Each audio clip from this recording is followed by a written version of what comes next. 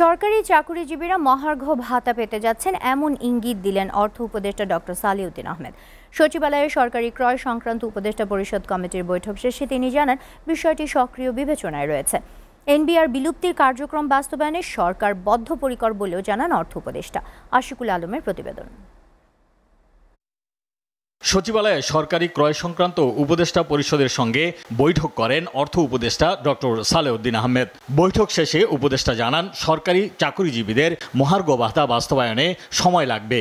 না, আমি এটা নিয়ে আমি কনসিডার করছি, এটা কমিটিকে দায়িত্ব দিয়েছে, আমি ওরা ওয়ার্কআউট করলে আমার কাছে দেবে। হওয়ার চান্স মোটামুটি, কিন্তু হয়তো একটু সময় লাগবে। আমি বাজেটের ওয়ার্কআউট করে দেখি কখন থেকে দিতে পারবো, কত দিতে পারবো।